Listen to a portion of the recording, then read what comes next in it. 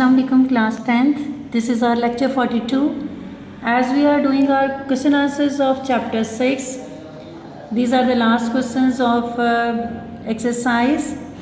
Today we will do 5, 6 and 7. Question 5 is, why do some people read more than one newspaper?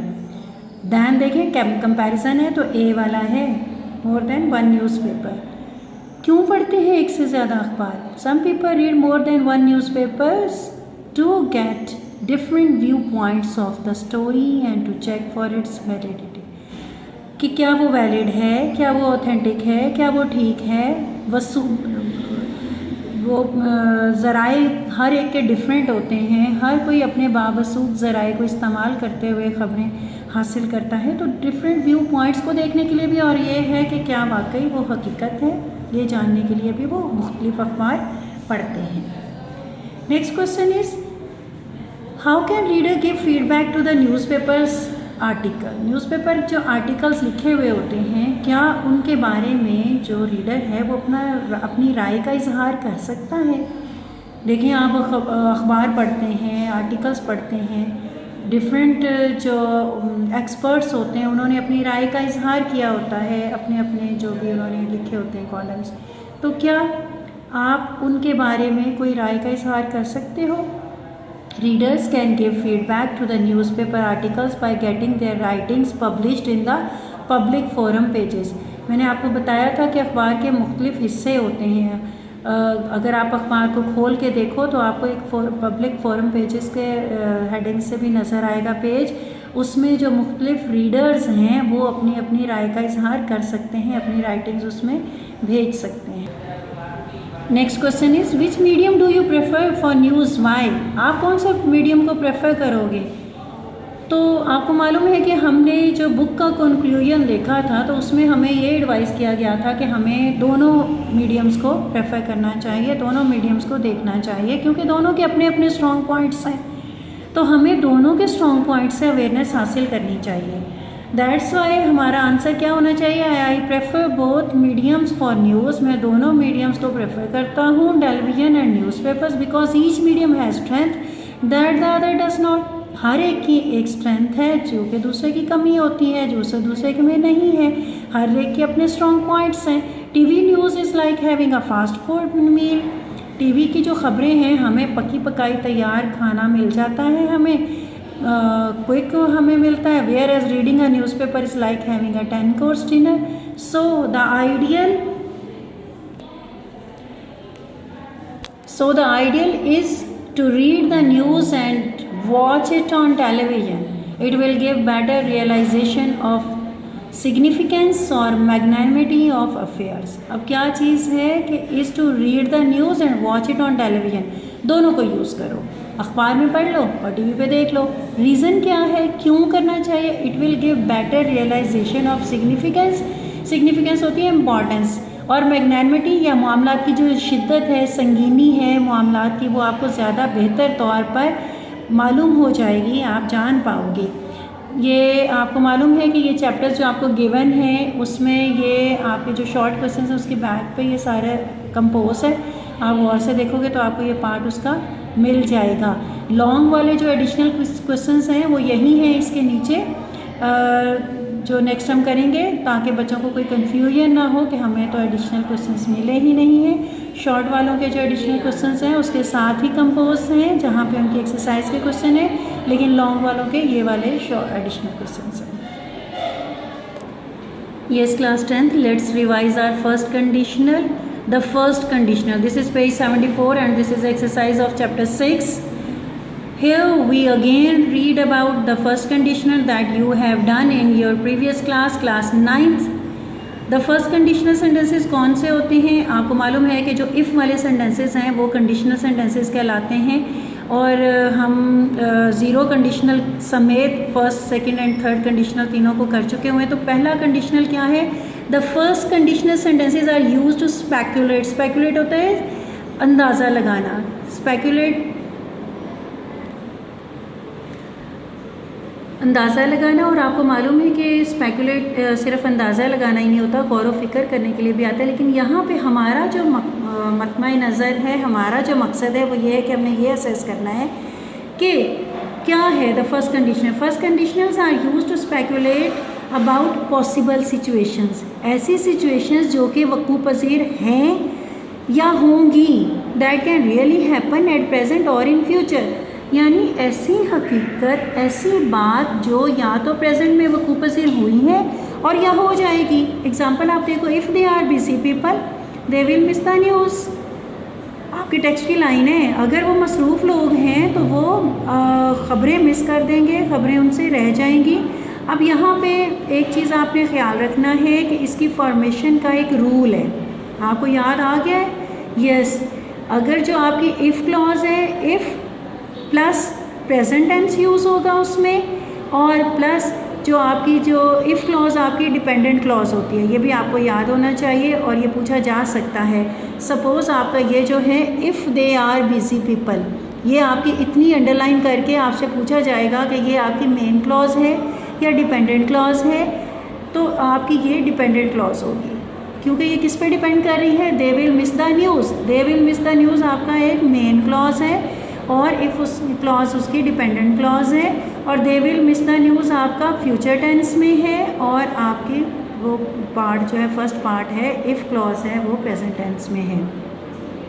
इसी के according ये नीचे exercise है, put the correct form of verbs to make first conditional sentences. First conditional sentences आपने बनाने हैं और इनको फिलअप करना है। यहाँ पे आपको एक फील्ड एक्सरसाइज गिवन है, आप कोशिश करें कि इसको या तो बंद करके पहले आप खुद से सॉल्व करें और फिर आप इसको इसके साथ टैली कर लें। एनी हाउ अगर आपको याद नहीं है तो फिर आप इसको साथ साथ समझ लो, सारे रूल्स मैं आपको एक्सप्लेन कर देती हूँ। If you dash back late, get आपका वर्ब है। If you dash back late, I dash be angry. Be क्या है? बी आपको मालूम है कि बी फॉर्म आपकी यूज़ होती है, be is, am, are, was, were, will, shall, सब के लिए यूज़ होती है, ठीक है। बी का मतलब है कि आपने accordingly form of verb use करनी है। If you get back late, ऊपर आप देखें क्या फॉर्मेशन थी, इफ़ के बाद क्या यूज़ करना है? Present tense. तो गेट तो फर्स्ट फॉर्म ऑफ वर्ब है, गेट ही रह जाएगा। यू के साथ आपको मालूम है SCIS नहीं लगता, अगर होता ही होता तो फिर हमने S यूज़ करना था। If you get back late, I will be angry. Next है if we dash here, we dash late. If we, wait, wait आ जाएगा आपका, वी विल बी लेट, ठीक है, वी विल बी लेट। ये conditional sentences में आपने शैल use नहीं करना है, विल ही यूज़ करना है, इस बात का भी ख्याल रखना है। If we dash on holiday, go आपका वर्ब है। If we go on holiday this summer, we dash go to Ziyarat, तो we will go to Ziyarat. We के साथ फिर मैं बता रही हूँ आपको कि आपने शैल यूज़ नहीं करना। वैसे जो ग्रामर की करेक्शन होती है उसमें आप वी के साथ शैल यूज़ करोगे, लेकिन वर्ब करेक्शन में वी के साथ शैल यूज़ करेंगे, मगर चूँकि ये कंडीशनल सेंटेंस है तो इसमें विल आएगा। If the weather dash not improve, we dash not have a picnic. Not show कर रहा है कि आपने इसको नेगेटिव फॉर्मेशन बनानी है, नेगेटिव केस होगा। इफ़ द वेदर, अब नॉट, अब सिंपल टेंस आपने प्रेजेंट टेंस यूज़ करना है, तो प्रेजेंट टेंस में आपको मालूम है कि नेगेटिव में हम क्या है, डू या डज़ यूज़ करते हैं। तो वेदर के साथ हम क्या यूज़ करेंगे? डज़ यूज़ करेंगे, क्योंकि यहाँ पे नॉट लिखा हुआ है, नॉट इम्प्रूव। तो अब नॉट को हम सिंपल तो नहीं यूज़ कर सकते ना प्रेजेंट टेंस में। आपने ये देखा कि यहाँ पर आपकी फॉर्मेशन लिखी हुई है प्रेजेंट टेंस, तो प्रेजेंट टेंस की फॉर्मेशन में हम फिर वेदर चूँकि सिंगुलर है इसके अकॉर्डिंग हम क्या यूज़ करेंगे? डज़ यूज़ करेंगे। If the weather does not improve, we will not have a picnic. Not have a picnic, तो वहाँ पे आपने क्या करना है? इसको फ्यूचर टेंस है, यहाँ पे आपने ये देखा है कि फ्यूचर टेंस है, उस बस इस फॉर्मेशन के अकॉर्डिंग आपने सारा इसको पुट करना है। नेक्स्ट क्या है? They dash to the party, they, go आपका वर्ब है। अब आपकी आप देखें कि इफ़ से सेंटेंस शुरू नहीं हो रहा है, किस इफ़ से सेंटेंस शुरू नहीं हो रहा, तो इसलिए क्या हो जाएगा? फ्यूचर टेंस पहले आ जाएगा। They will go to the party. If they are invited, be की वही बात है कि यहाँ पर बी गिवन है और बी को आपने अकॉर्डिंगली यूज़ करना है। बी है तो बी के अकॉर्डिंग आप क्या यूज़ करोगे? यहाँ पे दे है तो दे के साथ आर आ जाएगा। बी फॉर्म का मतलब होता है कि accordingly. If they are invited, they will go to the party if they are invited. और इस तमाम एक्सरसाइज में एक चीज़ और जिसका आपने ख्याल रखना है वो ये है कि जब भी आपका इफ़ क्लॉज से सेंटेंस शुरू हुआ है, जब जैसे फर्स्ट सेंटेंस था इफ़ से शुरू हो रहा है और उसमें आप देखो कि मिडल में कॉमा है, सेकंड सेंटेंस इफ़ से शुरू हो रहा है तो कॉमा है, थर्ड सेंटेंस इफ़ से शुरू हो रहा है तो कॉमा है जॉइनिंग में, फोर्थ सेंटेंस इफ़ से शुरू हो रहा है तो जॉइनिंग में कॉमा है। लेकिन अगर मेन क्लॉज शुरू में आ जाएगी तो there is no need of comma. Yes, let's start our last part of the lecture, that's the silent letters. Today we will do row 3, silent K, L, N and P. Silent K कब होगा? K is not pronounced when followed by N at the beginning of a word. शुरू में अगर followed by N, अगर इसके बाद के फ़ौरन बाद एन आ जाएगा तो फिर आपने के को नहीं पढ़ना। Knife, knee, no, knock, knowledge, learn with reasons. Next है साइलेंट एल। एल कब साइलेंट होगा? L is often not pronounced, often है अक्सर, हमेशा नहीं। Before L D F M K, L D F M K क्या है उसके बाद बिफोर, उससे पहले ये नहीं बोलेगा। काम, half, talk, walk, would, should, इनमें देखो कि एल आपका साइलेंट है।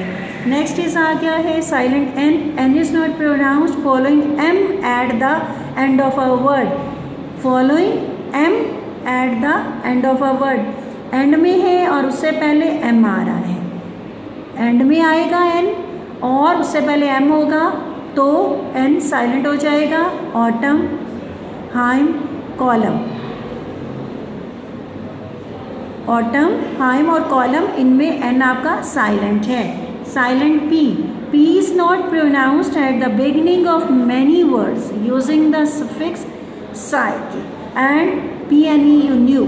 साइकोलॉजी, निमोनिया, ये बहुत इंपॉर्टेंट डिक्टेशन वर्ड्स हैं जो कि यूजली अक्सर आप लोगों के जब डिक्टेशन टेस्ट होते हैं, कॉम्पिटिशन्स होते हैं तो ये इसमें शामिल होते हैं। Diary for the day, question 5 to 7, book exercise of conditionals और साइलेंट लेटर्स आपके रॉ 3 है। इसको अच्छी तरह से आपने तैयार कर लेना, learn plus right each and